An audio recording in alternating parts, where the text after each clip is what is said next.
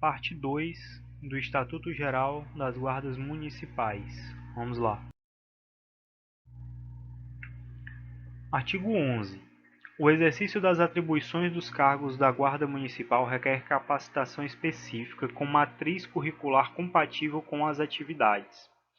Isso quer dizer que o guarda municipal, durante a sua formação profissional, ele deve ter uma matriz curricular compatível com as suas atividades, o que, de maneira sucinta, deve ter a formação relativa aos direitos humanos, deve ter a formação relativa a técnicas operacionais que ele executará no âmbito das suas atividades como guarda municipal, etc. Parágrafo único. Para fins do disposto no caput, poderá ser adaptada a matriz curricular nacional para formação em segurança pública, elaborada pela Secretaria Nacional de Segurança Pública, SENASP, do Ministério da Justiça, que hoje em dia é o Ministério da Justiça e Segurança Pública. O que é que esse parágrafo único diz? Que na aplicação desse artigo 11, que versa sobre a necessidade da Guarda Municipal ter uma matriz curricular com capacitação específica para o exercício de suas atividades, poderá ser adaptada a matriz curricular nacional para a formação em segurança pública. O que quer dizer? Que as instituições de formação das guardas municipais, né, de cada município, poderá utilizar uma matriz baseada nessa matriz, que é a matriz nacional aplicada para os órgãos propriamente de segurança pública. Como, por exemplo, a ANP, que é a Academia Nacional de Polícia, utiliza na formação da Polícia Federal, por exemplo, mas adaptada às necessidades das guardas municipais. Artigo 12. É facultado ao município a criação de órgão de formação, treinamento e aperfeiçoamento dos integrantes da Guarda Municipal, tendo como princípios norteadores os mencionados no artigo 3, que são os princípios mínimos, os princípios basilares para a formação, para o funcionamento da instituição Guarda Municipal. Esse artigo 2 diz que o município pode criar, é facultado ao município, criar uma academia de formação para as guardas municipais. O treinamento e aperfeiçoamento, reciclagem de maneira geral dos integrantes das guardas municipais. Parágrafo 1º. Os municípios poderão firmar convênios ou associar-se visando o atendimento do disposto no caput deste artigo. O que isso quer dizer? Que o município ele pode utilizar a academia de guarda municipal do outro município para a formação dos seus guardas municipais. Ele pode aproveitar um outro município que talvez tenha uma estrutura mais adequada para a formação dos seus guardas municipais. Artigo 2º. O Estado poderá, mediante convênio com os municípios interessados, manter órgão de formação e aperfeiçoamento centralizado, em cujo conselho gestor será assegurada a participação dos municípios conveniados. Esse parágrafo diz que o Estado pode, mediante aceitação dos municípios, criar um único órgão dos municípios interessados, mediante a aceitação dos municípios interessados, criar um único órgão para o treinamento, aperfeiçoamento e capacitação das guardas municipais desses municípios que aderirem a essa ideia. Certo? O Estado poderá. Parágrafo 3º. O órgão referido no parágrafo 2º não pode ser o mesmo destinado à formação, treinamento ou aperfeiçoamento de forças militares. Por que esse artigo foi colocado aqui nessa lei? Porque os estados têm academias de polícias militares, que são as academias que formam os policiais militares, ou academias de segurança pública de maneira geral, que são destinadas à formação dos policiais militares. E é vedado ao Estado utilizar dessas academias de segurança pública que formem policiais militares ou bombeiros militares, que se utilize para a formação das guardas municipais, certo? Então, caso caia na prova algo referente a vedação da militarização da Guarda Municipal, a vedação da Guarda Municipal em ter caráter militar, você marque como certo, porque essa lei ela possui vários dispositivos que negam qualquer, negam qualquer vínculo da Guarda Municipal com o militarismo. Tanto que ele diz bem expressamente que elas são instituições civis. Vamos aqui continuar. Agora falaremos sobre o controle das guardas municipais. Controle das guardas municipais. O que isso quer dizer? Que são os órgãos responsáveis pela administração de ouvidorias, de corregedorias das guardas municipais, para apurar o funcionamento das guardas municipais e punir, se necessário, os integrantes das guardas municipais. Artigo 13. O funcionamento das guardas municipais será acompanhado por órgãos próprios, permanentes, autônomos. Importante, órgãos próprios, permanentes, autônomos e com atribuições de fiscalização, investigação e auditoria. Mediante: inciso 1º, controle interno, exercido por corregedoria naquelas com efetivo superior a 50 servidores da guarda e em todas as que utilizam arma de fogo para apurar as infrações disciplinares atribuídas aos integrantes de seu quadro.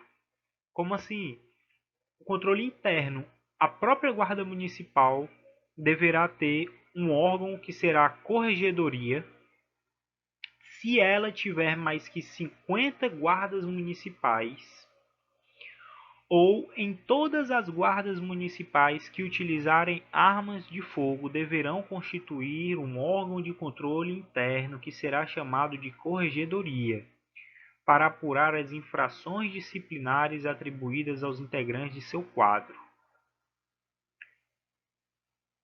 E controle externo, exercido por ouvidoria independente em relação à direção da respectiva guarda, qualquer que seja o número de servidores da guarda municipal, para receber, examinar e encaminhar reclamações, sugestões, elogios e denúncias acerca das condutas de seus dirigentes e integrantes e das atividades do órgão, propor soluções, oferecer recomendações e informar os resultados aos interessados, garantindo-lhes orientação, informação e resposta. Então deverá ter um órgão de controle externo, como assim, um órgão que não pertença à Guarda Municipal, que será uma ouvidoria independente em relação à direção da respectiva guarda, ou seja, diferentemente da corregedoria, que será um órgão da guarda e, portanto, subordinado ao seu dirigente, a ouvidoria será um órgão de controle externo e será independente da direção da guarda. Então, o diretor da guarda municipal não terá a direção desse órgão de controle externo, justamente porque ele é um órgão de controle externo, ele não é da guarda. Ele está no âmbito do município, mas ele não é um órgão da guarda municipal. Qualquer que seja o número de servidores, ou seja, não importa se tem 50 servidores ou se eles utilizam arma de fogo, nada disso. Só da guarda municipal existir, deverá existir esse órgão de controle externo, que será exercido por ouvidoria. Qualquer que seja o número de servidores da guarda municipal, para receber, examinar e encaminhar reclamações, sugestões, elogios e denúncias acerca da conduta de seus dirigentes e integrantes e das atividades do órgão, propor soluções, oferecer recomendações e informar os resultados aos interessados, garantindo-lhes orientação, informação e resposta. Então vamos lá. O controle interno ele serve para apurar as infrações disciplinares e o controle externo, exercido por ouvidoria, diferentemente do controle interno, que é exercido por corregedoria. O controle externo deverá ser utilizado para receber e encaminhar quaisquer dados referentes às guardas municipais e informar a quem solicitar, sendo esses dados referentes aos elogios, às falhas, de maneira geral.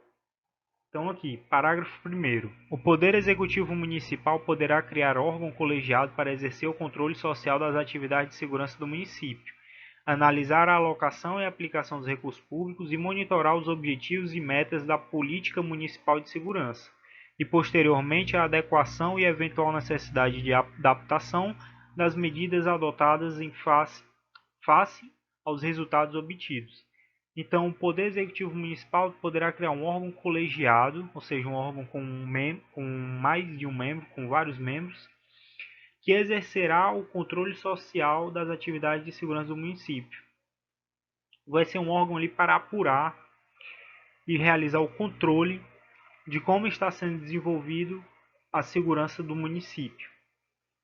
E parágrafo 2º, os corregedores e ouvidores terão mandato cuja perda será decidida pela maioria absoluta da Câmara Municipal, ou seja, pelo Legislativo Municipal, fundada em razão relevante e específica prevista em lei municipal, que deverá ser regulada também por lei municipal, certo?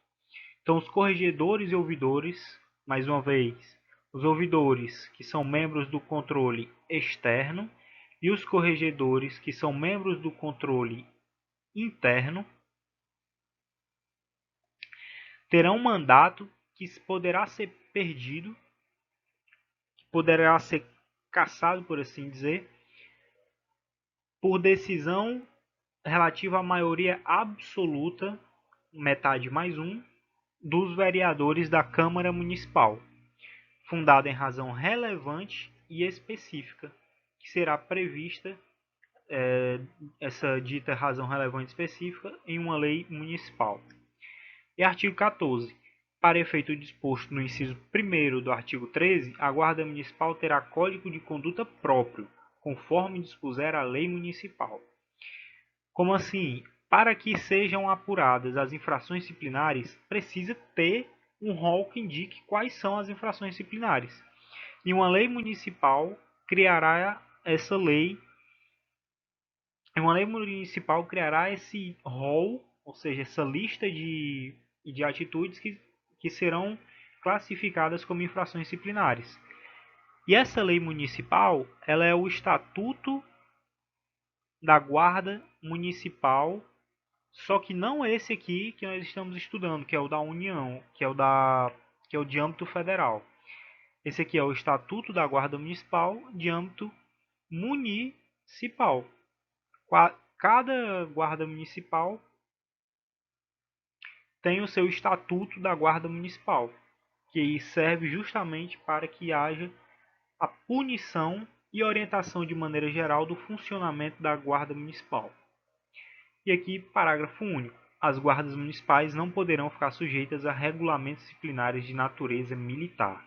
Como eu disse, esta lei tem várias vedações com relação à guarda municipal e ao militarismo. Então, sempre que cair em prova algo dessa natureza, a guarda municipal não poderá ser formada em um órgão do Estado que serve para a formação dos policiais e bombeiros militares. Correto, ela não poderá.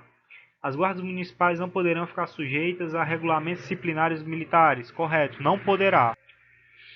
Então, tem vários dispositivos nessa lei que tratam disso. Vamos seguir. Agora, das prerrogativas. Os cargos em comissão das guardas municipais deverão ser providos por membros efetivos do quadro de carreira do órgão ou entidade. Como assim? Os cargos em comissão, que são aqueles cargos de livre nomeação e exoneração, eles deverão ser obrigatoriamente ocupados por guardas municipais, certo? Então, como é comum na administração pública, nós vemos cargos em comissão ocupados por pessoas estranhas à administração pública, né? Pessoas que não são servidores da administração pública, isso não poderá ocorrer nas guardas municipais. Além do cargo em comissão dever ser provido por servidores públicos, esses servidores públicos devem ser obrigatoriamente guardas municipais, ou seja, servidores de carreira. No entanto, O parágrafo 1º diz: nos primeiros 4 anos de funcionamento, a Guarda Municipal poderá ser dirigida por profissional estranho a seus quadros, preferencialmente com experiência ou formação na área de segurança ou defesa social, atendido e disposto no caput. A Guarda Municipal, que terá ali o seu dirigente, né? O seu diretor, o diretor da Guarda Municipal, ele deverá ser, a regra deverá ser em Guarda Municipal.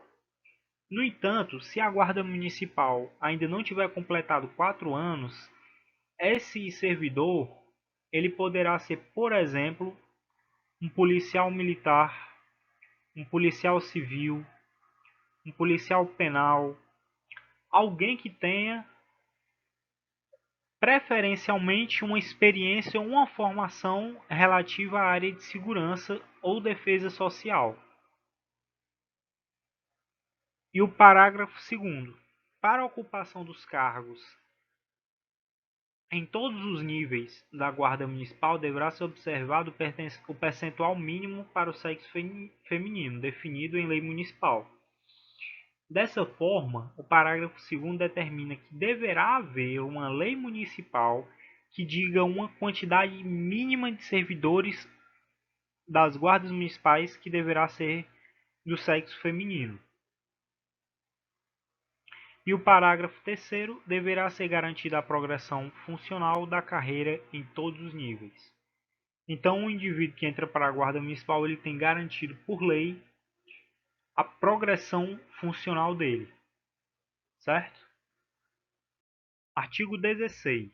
Aos guardas municipais é autorizado o porte de arma de fogo conforme previsto em lei. Qual é essa lei? É a Lei 10.826, que é o famoso Estatuto do Desarmamento. E o Estatuto do Desarmamento, no artigo 6º, ele proíbe o porte de arma de fogo em âmbito nacional, salvo para as pessoas elencadas em seus incisos, né, no seu artigo lá, no artigo 6º do Estatuto do Desarmamento. E nos incisos 3 e 4 do Estatuto do Desarmamento, há a previsão do porte de arma de fogo para as guardas municipais. No entanto, no Estatuto do Desarmamento, nos incisos 3 e 4 do artigo 6º, ele restringe o porte de arma de fogo aos guardas municipais das capitais dos estados e dos municípios com mais de 500 mil habitantes, ou aos guardas municipais das cidades com mais de 50 mil habitantes e menos de 500 mil habitantes quando em serviço. Então, restringe isso. No entanto, é muito importante notar que a ADI 5948, que na ADI 5948, o STF diz que, independentemente da quantidade de munícipes, né, de habitantes do município, é assegurado o porte de arma de fogo para todos os guardas municipais, independentemente da quantidade de habitantes que tem no município. Então, todos têm porte de arma de fogo, sendo necessário que na sua formação tenha a disciplina relativa à utilização de arma de fogo, né? Então, na ADI 5948 do STF, diz que todos os integrantes das guardas municipais têm porte de arma de fogo, independentemente da quantidade de municípios. Essa ADI julgou inconstitucional os incisos, julgou parcialmente inconstitucional o inciso 3 e julgou inconstitucional o inciso 4 do artigo 6º da Lei 10.826 do Estatuto do Desarmamento. Portanto, é muito importante levar esse conhecimento aqui para a prova. Todos os guardas municipais, independentemente da quantidade de munícipes, têm direito ao porte de arma de fogo. E parágrafo único. Suspende-se o direito de arma de fogo em razão de restrição médica, decisão judicial ou justificativa da adoção da medida pelo respectivo dirigente. Então, o guarda municipal poderá perder o seu direito de portar arma de fogo em relação à restrição médica, a uma decisão judicial ou a uma justificativa da adoção da medida pelo respectivo dirigente. Então, o diretor da guarda municipal poderá, vamos dizer assim, tirar o porte de arma de fogo de algum agente, desde que essa medida tenha sido devidamente justificada. Artigo 17. A Agência Nacional de Telecomunicações, Anatel, destinará a linha telefônica de número 153 e faixa exclusiva de frequência de rádio aos municípios que possuam guarda municipal. Então, esse é o número de acionamento das guardas municipais. Esse número é um número nacional, 153. Artigo 18. É assegurado ao guarda municipal o recolhimento à cela isoladamente dos demais presos quando sujeito à prisão antes da condenação definitiva. Esse artigo 18 ele dá uma espécie de direito à prisão especial, que é uma prisão prevista no CPP,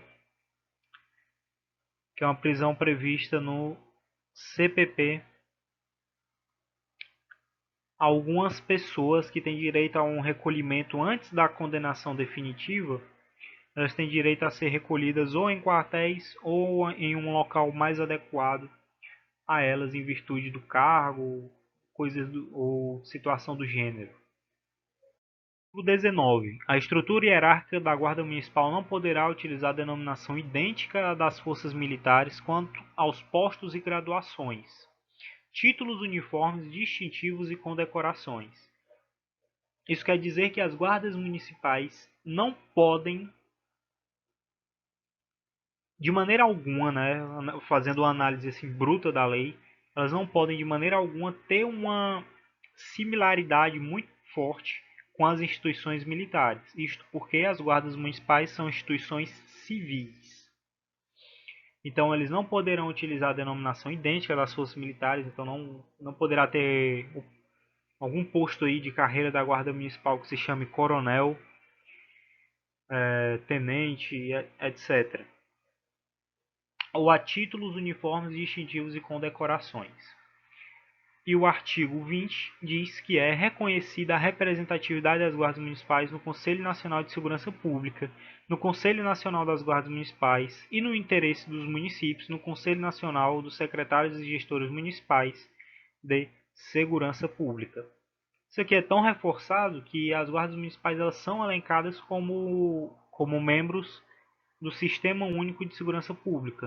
A lei que institui o Sistema Único de Segurança Pública diz que as guardas municipais exercem atividade de segurança pública, apesar de não estarem previstas no caput do artigo 144 da Constituição, que é o artigo que demonstra o rol de órgãos de segurança pública. Mas ela está prevista no Sistema Único de Segurança Pública como órgão que desempenha atividade de segurança pública. Apesar de que, constitucionalmente, há esse debate ainda, mas constitucionalmente, segundo o entendimento do STF, as guardas municipais não são órgão de segurança pública propriamente dito. Isso é bem importante também. Artigo 21. As guardas municipais utilizarão uniforme e equipamentos padronizados, preferencialmente na cor azul marinho, Artigo 22. Aplica-se essa lei a todas as guardas municipais existentes na data de sua publicação, em cujas disposições devem adaptar-se no prazo de 2 anos. E parágrafo único. É assegurada a utilização de outras denominações consagradas pelo uso, como Guarda Civil Municipal, Guarda Metropolitana e Guarda Civil Metropolitana. Então é isso. Acabamos agora o Estatuto das Guardas Municipais. Se você gostou, curta e compartilhe o vídeo. Muito obrigado.